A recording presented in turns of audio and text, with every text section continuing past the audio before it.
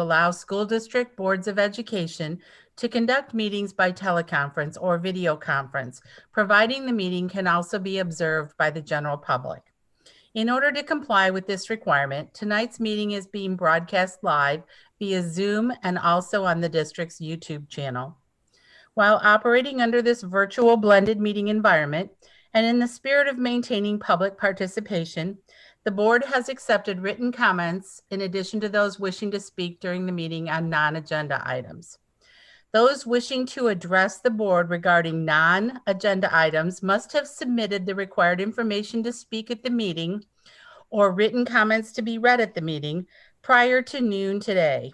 As of noon today, we have 2 persons who have signed up to speak this evening during the time set aside in the agenda for this purpose. Those wishing to address the board on agenda items may submit their name, topic of their comments, email address, and the phone number from which they may be calling in the chat area of this Zoom meeting between now and 7 p.m. So all concerns may be heard. Please observe the following rules for public participation. Only 3 people may speak or submit written comments on the same topic. Each speaker may take up to 5 minutes to address the board, and each speaker may not reflect adversely on individuals. While public participation will not be interactive during tonight's meeting, follow-up with individuals submitting public comments will occur at a later time. All comments are considered public record and are therefore subject to the Freedom of Information Act.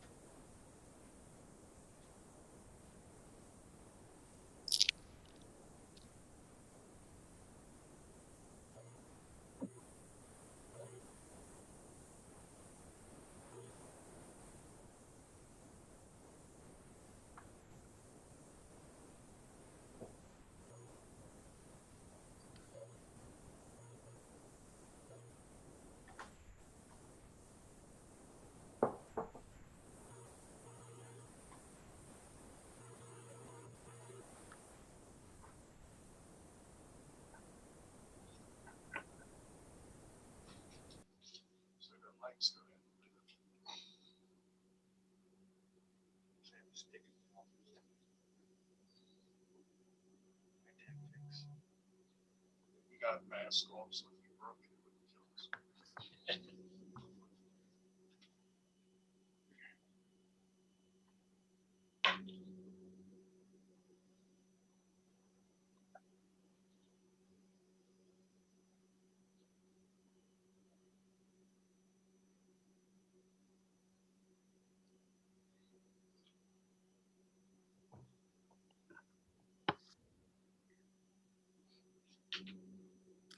Ladies and gentlemen, again, thank you for attending tonight's Board of Education meeting.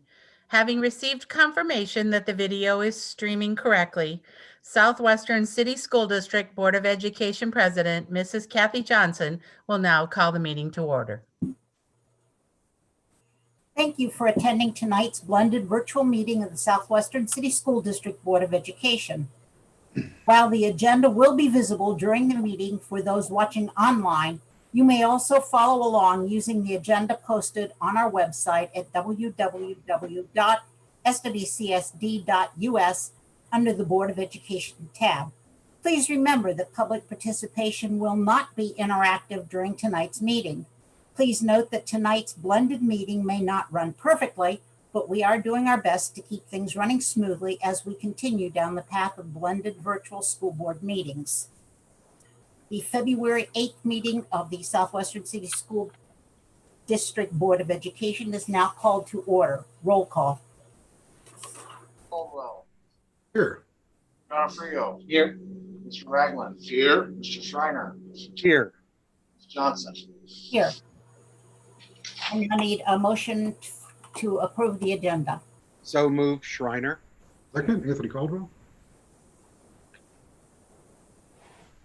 Did Mr. Caldwell second? Yes. That's what I thought. Roll call. Schreiner. Yes. Caldwell. Yes. Donofrio. Yes. Ragland. Yes. Johnson. Yes. We now need a motion to approve the minutes from the January 25th meeting. So moved. Donofrio. We need a second. Second, Ragland. Thank you. Are there any changes, any corrections on those? Seeing none, roll call. Mr. Donofrio. Yes. Mr. Ragland. Yes. Mr. Caldwell. Yes. Mr. Schreiner. Yes. Johnson. Yes. Move now to a presentation on the school fee structure. Dr. Wise. Thank you, President Johnson, Vice President Ragland, members of the board, Mr. Garside. I won't take long with the fees. Typically this time of year, February, March, we approve the fee schedule for the upcoming school year. There are very few changes and or additions.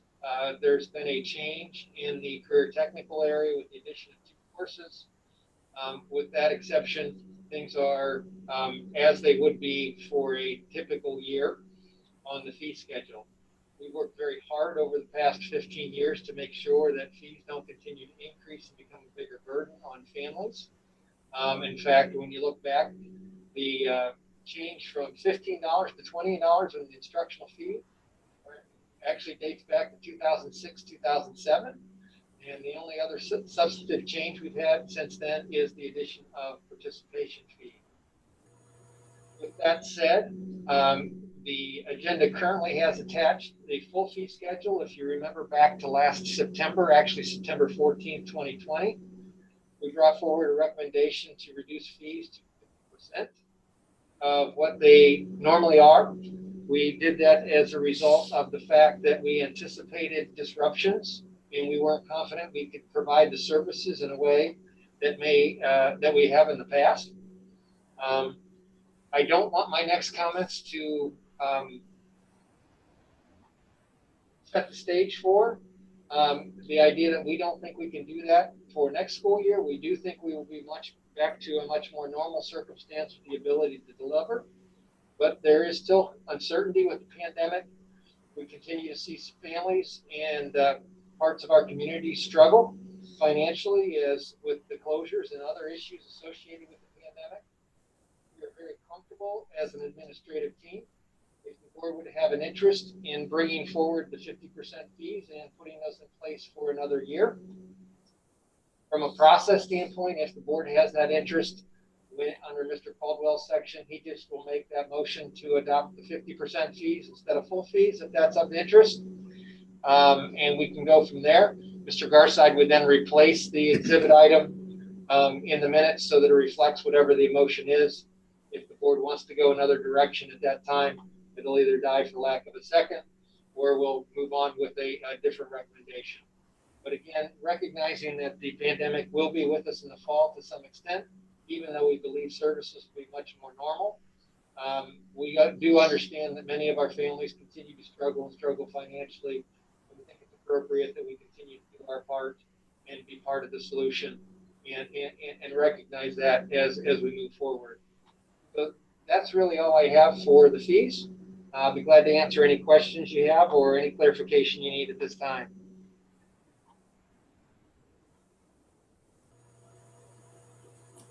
Seeing none, let's move on to board reports.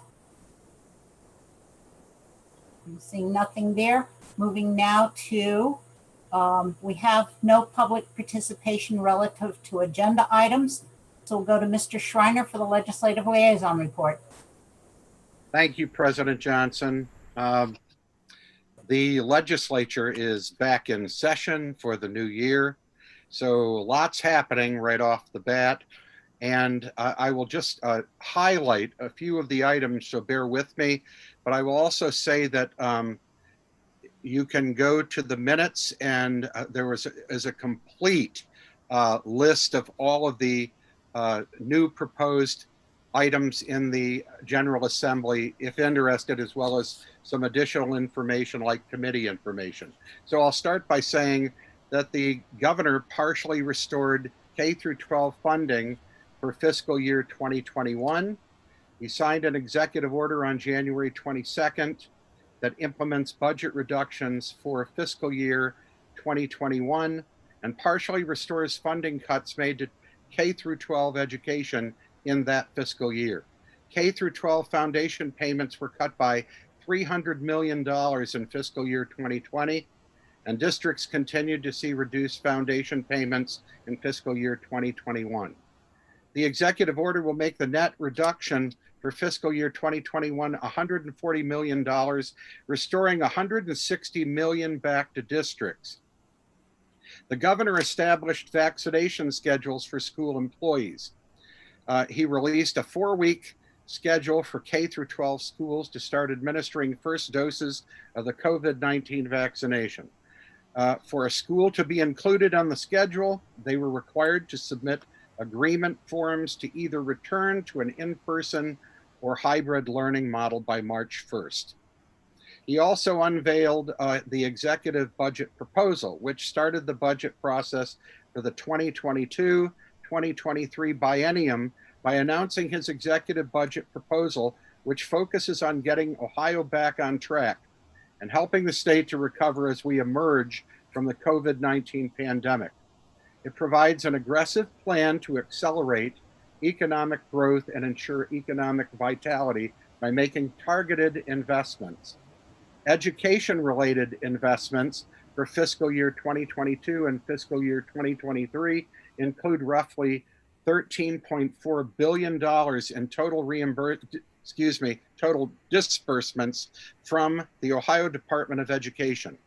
The Student Wellness and Success Funds will continue to receive funding that totals $500 million in fiscal year 2022 and $600 million in fiscal year 2023. The recent approved federal K through 12 stimulus funds of $2 billion and $1.6 billion to support child nutrition are also incorporated in the budget numbers. The executive budget proposal does not include a school funding formula, and DeWine has indicated the legislature will lead on those proposals. I'll also mention that the Senate President Matt Huffman announced that all of the Senate committee chair folks, and the one that I will point out is the Senate Primary and Secondary Education Committee chair is Andrew Brenner of Powell, Ohio. Speaker Robert Cupp also announced his chairmanships, his chairpersonships, and the leadership in the House Primary and Secondary Education Committee include Chair Gail Manning from North Ridgeville, Ohio. President Biden announced the stimulus plan and nominated the new Secretary of Education. President Biden was sworn in as the 46th President of the United States, and Kamala Harris was sworn in as Vice President. The new administration released the American Rescue Plan, which is a $1.9 trillion COVID-19 emergency plan that includes $130 billion for K through 12 schools and $5 billion to state governors to help fund ongoing efforts to assist in educational systems. Biden also announced the nomination of Miguel Cardona as the Secretary of Education to oversee the U.S. Department of Education. Cardona is the current Commissioner of Education for the state of Connecticut, and I will stop there only to add that once again that all of these items and many more will be part of the minutes if you choose to read them. That concludes my report. Thank you, Madam President. Thank you, Mr. Schreiner. Moving on now to student and staff achievement. Mr. Caldwell. Thank you, President Johnson. Good evening, everyone. Under student achievements, we have 3 items to share. Congratulations to Central Crossing High School junior Sadie Stortz for being accepted into the All-National Honor Choir. Sadie is the first Central Crossing High School student to be accepted into this choir. Next, we want to congratulate Westland High School senior Savannah Swenson for being selected as an All-American cheerleader and representing Varsity Spirit in the Varsity Spirit Spectacular at Universal Studios in Orlando, Florida. I know Savannah and her family very well from our years of cheer. Congratulations next to our wrestlers at Westland High School, Jacob Hurley, Bryson Palmer, and Tyler Jude on their 100th career wins. We had 3 students at Westland High School that had 100 career wins. So we want to wish them major congratulations. Next, under staff achievements, Highland Park Elementary School Principal Stephanie Baker has been accepted into the class of 2021 Leadership Ohio program. Ms. Baker will be meeting and interacting with some of the most influential business, community, and elected officials in the state to explore the challenges and opportunities facing Ohio and our people. Congratulations to Ms. Baker. And last, we want to talk about our Southwestern City School District Gives Back program. Many of our schools participated in the Grove City 2020 White Christmas Canned Food Drive, and these schools have donated the largest amount of food in their respective categories. So shout out to Buckeye Woods Elementary School, Hayes Intermediate School, and Central Crossing High School for your great efforts. That concludes tonight's staff and student achievement report, President Johnson. Thank you, Mr. Caldwell. Moving now to items for action, fiscal and operational management. Mr. Schreiner. Thank you, Madam President. Under fiscal and operational management this evening, we have 6 action items. First, revised permanent appropriations for fiscal year 2020-2021. Exhibit X1, it's recommended that the Board of Education approve the revised permanent appropriations. Second, investments and financial statements for January 2021. Exhibits X2 and X3, it's recommended that in accordance with section 135.14 of the Ohio Revised Code, the Board of Education approve January investments, Exhibit X2, and cash position report for the month of January 2021. Exhibit X3 is submitted. The total investments, $494,700.59. Interest earnings month to date, $77,451.04. Interest earnings year to date, $1,603,620.55, with interest rates 0.010 to 1.690%. Third, Payment of bills, Exhibit X4. It's recommended that the Board of Education approve payment of bills according to the list of checks for the month of January 2021. Fourth, donations, Exhibit X5. This total donations of $6,972. And we thank all of those folks for their contributions to our district. It means a lot. Fifth, authorization to pay bills in accordance with Section 5705.41 Ohio Revised Code, Exhibit X6. It's recommended that the Board of Education authorize the treasurer to pay bills for January, which were not processed in accordance with Section 5705.41 Ohio Revised Code. And finally, sixth, Life Touch contract extension. It's recommended that the Board of Education enter into a one-year contract extension for school photography services with Life Touch for the 2021-22 school year, Exhibit X7. After reviewing these items, I move them for passage. Second, Anthony Caldwell. Thank you, Anthony. Are there any questions? Seeing none, roll call. Steiner, Yes. Caldwell, Yes. Donofrio, Yes. Mr. Ragland. Yes. Mr. Johnson. Yes. Moving now to curriculum, Mr. Caldwell.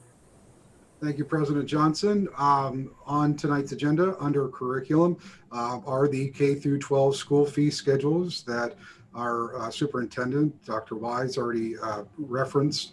Having reviewed these fees and listening to his presentation, I'd make a motion that we adopt the fee schedule at the 50% reduction and move that item for passage.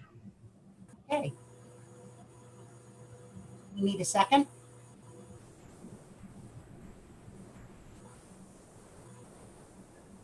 I'll second it. Do we have, Mr. Caldwell, do you wish to talk to your motion? I think Dr. Wise summed it up fairly clearly. Before I was on this board, there was a commitment made to this community that we would do our best to, make sure that there were some skin in the game. I don't think it's any secret to my colleagues or to really probably anyone watching that I have opposed these fees for a long time. But I do think that this makes operational sense and fiscal sense for our families to pursue a 50% fee reduction.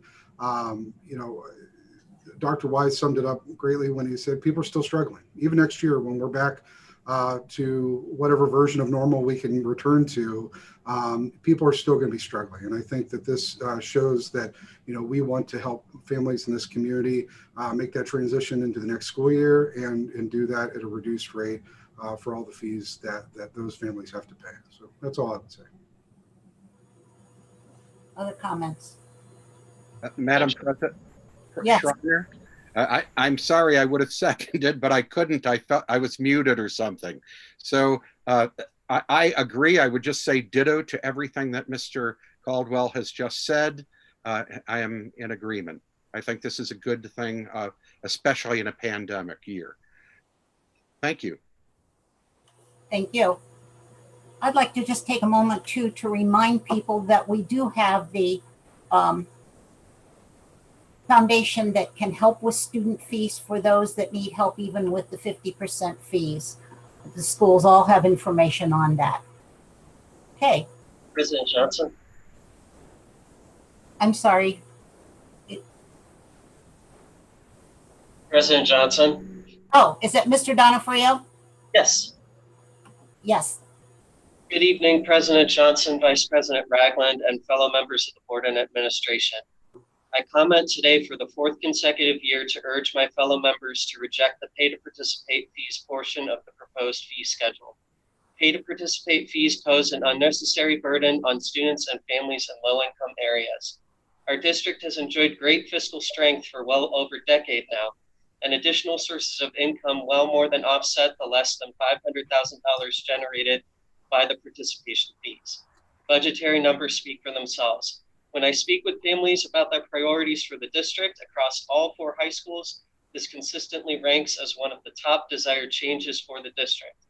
As I mentioned before, I completely understand the difficult fiscal times of the late 2000s when a promise was made as a compromise to the community. We are now a solid 15 years from that time.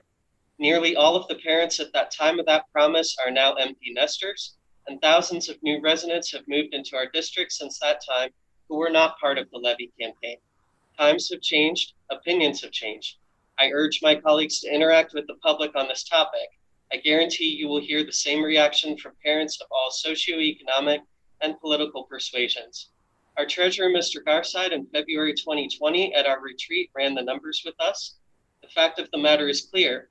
The fees are quite simply unnecessary and a relic of difficult fiscal times in the past.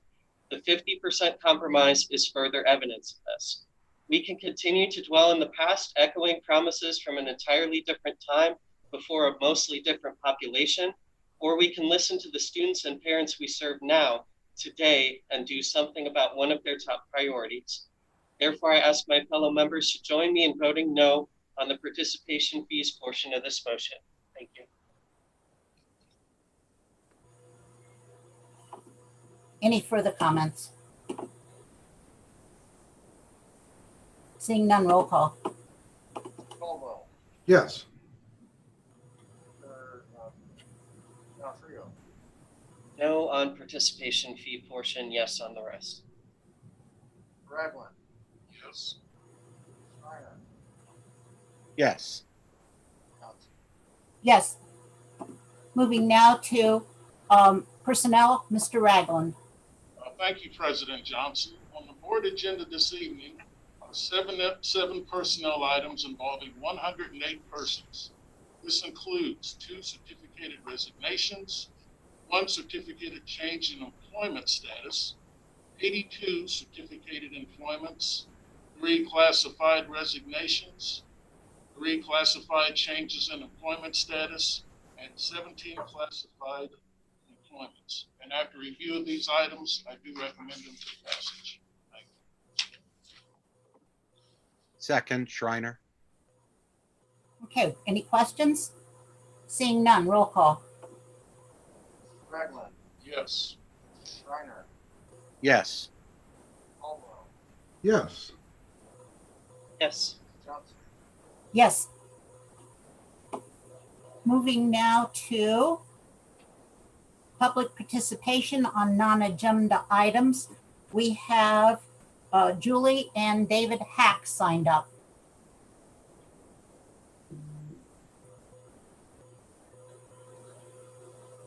Hi there. Can you hear me? Yes. Great. My name is Julie Hack, and I am a parent. My son David is here with me. He has been a member of the Grove City High School soccer teams since he was a freshman, and next year is his senior year.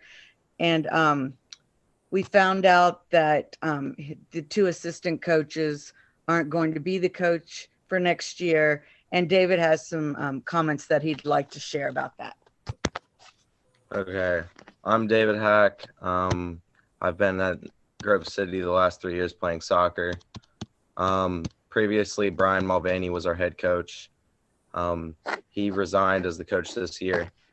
Our 2 assistant coaches who were internal candidates didn't get offered the head coaching job. My teammates and I were shaken. This led to us having many questions because our previous coach, Coach Troy, who's a teacher in our building, gave all the incoming seniors or upcoming seniors a call, and he let us know that an outsider or another coach would be coming in. Coach Troy, he was the JV head coach. He has led us to many winning seasons. My freshman season, playing under Coach Troy, I was a team captain and we went undefeated that season. In 2017, Coach Troy was named OCC Assistant Coach of the Year. Also, Coach Troy helps us a lot in the classroom, which is really huge for me because I have an IEP and he's always there for me, like making sure I'm on top of things. and just having him around is just really huge for me. Coach Troy is just a great guy. He's somebody everybody on the team trusts, and most of my teammates didn't really they didn't want to take the next step to speaking to higher up people because they were afraid it would take or cause conflict with the new coach. So I'm willing to talk to the board and whoever I need to talk to voice my opinion. And so pretty much I think that Coach Troy is a very qualified coach. He's been there for us. He's been at Grove City High School the last 7 years. He produces everything that goes to the varsity level, and I want Coach Troy Fleischman as my head coach next season. And that's pretty much all I got. Thank you. Thank you for taking time to address the board this evening. If you'd like to talk further about it, you can speak with Deputy Superintendent Stewart. Okay? And now I will entertain a motion to adjourn. Motion to adjourn. Anthony Caldwell. Thank you. We need a second. Second, Robert Ragland. You, roll call. Mr. Caldwell. Yes, sir. Mr. Ragland. Yes. John Trio. Yes. Mr. Reiner. Yes. Johnson. Yes. Thank you all for attending this evening. Have a safe trip home and be careful. Bye.